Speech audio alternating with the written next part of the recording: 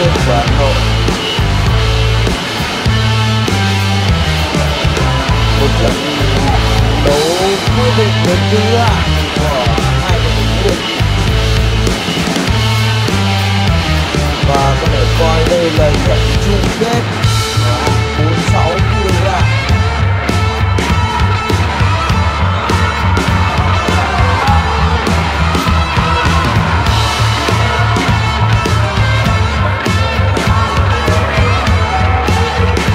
Một điểm cho Triệu Thị Yên, như vậy là Dương Thị Nga thực hiện một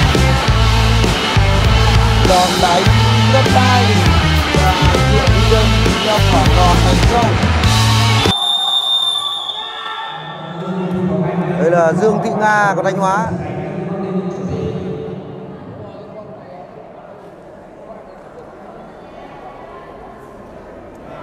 Đây là trận thi đấu thứ 79 hạng 46 kg, lượt trận thi đấu thứ 3 giữa Triệu Thị Yên của Hà Nội trang phục đỏ,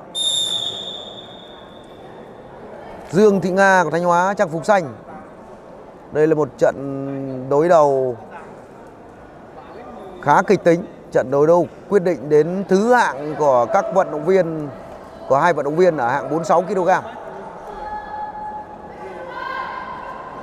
Có thể nói đây là trận chung kết ở hạng 46 kg giữa Triệu Thị Yên của Hà Nội và Dương Thị Nga của Thanh Hóa trang phục xanh. Hai nữ đô đã có rất nhiều thành tích ở các đấu trường. Và đặc biệt là Triệu Thị Yên trang phục đỏ của Hà Nội là một nữ đô trẻ thi đấu rất lì lợm và rất táo bạo.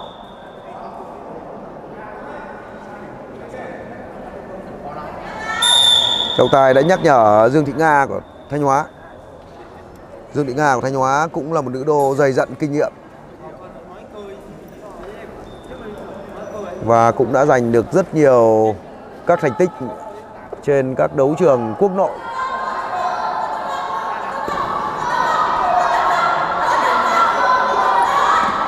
Tuy có dáng người vóc dáng rất nhỏ nhưng Triệu Thị Yên của Hà Nội là một nữ đô có thể lực cực kỳ tốt.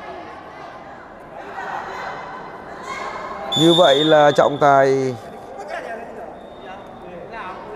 cảnh cáo lỗi thi đấu tiêu cực với Triệu Thị Yên của Hà Nội lần thứ nhất ở trận đấu này. Cơ hội để cho Dương Thị Nga trong xanh của Thanh Hóa vươn lên dẫn điểm.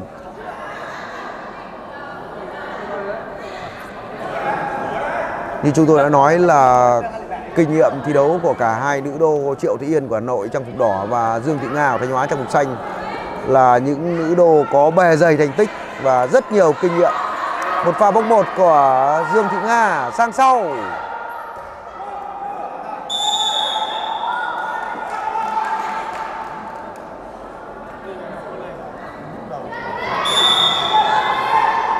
Vậy điểm số lúc này là 3-0 cho Dương Thị Nga của Thanh Hóa. Rất bất ngờ. Rất ít người nghĩ rằng trước trận đấu này thì Dương Thị Nga của Thanh Hóa có thể dẫn điểm trước một Triệu Thị Yên thi đấu khá chắc chắn và lì lợm của đội tuyển vật nữ Hà Nội. Như vậy là trọng tài tiếp tục cảnh cáo lỗi thi đấu tiêu cực với Dương Thị Nga của Thanh Hóa. Cả hai đô chúng ta đã bị nhắc nhở và đây lại là cơ hội với Triệu Thị Yên của Hà Nội. Một trận đấu quyết định đến thứ hạng của hai vận động viên và có thể coi đây là trận chung kết của hạng 46 kg.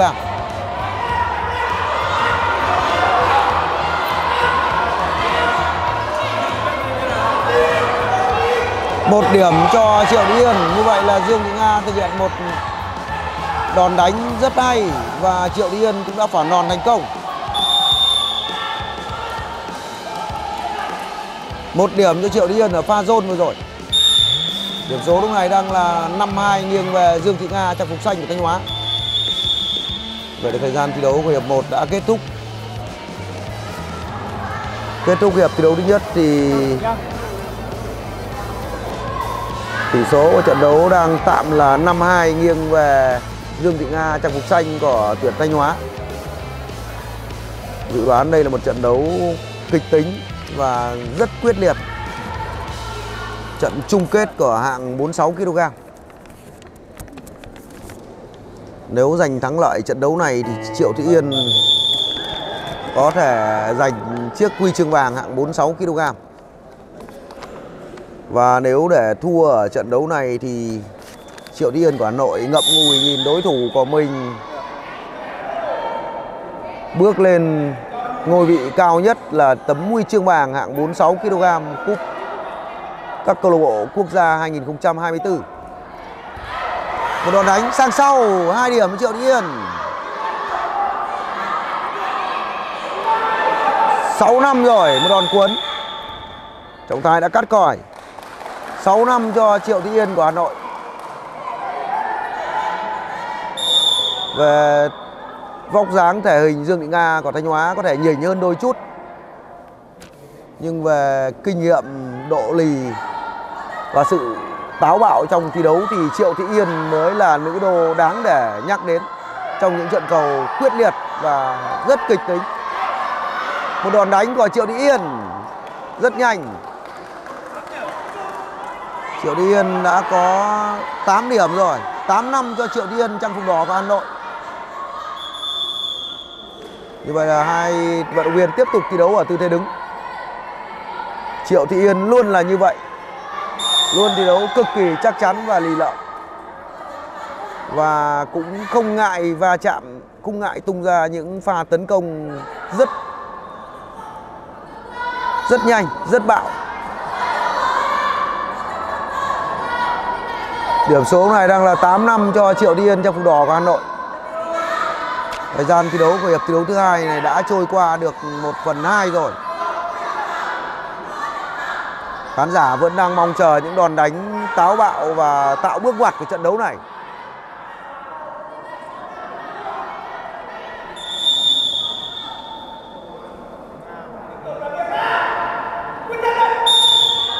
Trận đấu tiếp tục. Cách biệt điểm số lúc này đang là 3 điểm, 8 năm cho Triệu Thị Yên của Hà Nội. Có lẽ ở những thời khắc quan trọng như thế này thì Triệu Thị Yên của chúng ta cần phải thi đấu thận trọng và bản lĩnh hơn.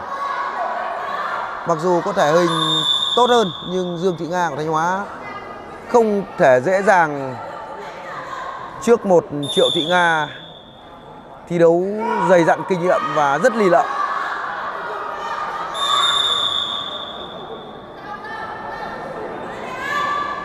Như vậy là trọng tài cảnh cáo Triệu Thị Yên thi đấu tiêu cực lần thứ hai trận đấu này. Cơ hội để Dương Thị Nga san bằng cách biệt. Một cơ hội quý hơn vàng cho Dương Thị Nga ở thời điểm rất quan trọng này, ở thời khắc có thể rất khó khăn của trận đấu. Một thời khắc quyết định ở trận đấu được coi là chung kết hạng 46 kg.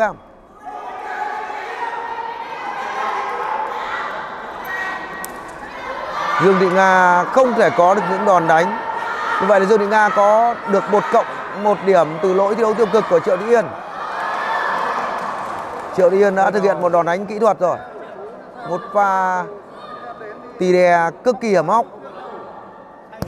Trọng tài cắt còi. Như vậy là Triệu Thị Yên đã giành thắng lợi tuyệt đối trước Dương Thị Nga của Thanh Hóa. Đúng như dự đoán của người hâm mộ, Triệu Thị Yên đã giành thắng lợi trước Dương Thị Nga. Xin chúc mừng nữ đô trẻ của đội tuyển nữ Hà Nội, Triệu Thị Yên.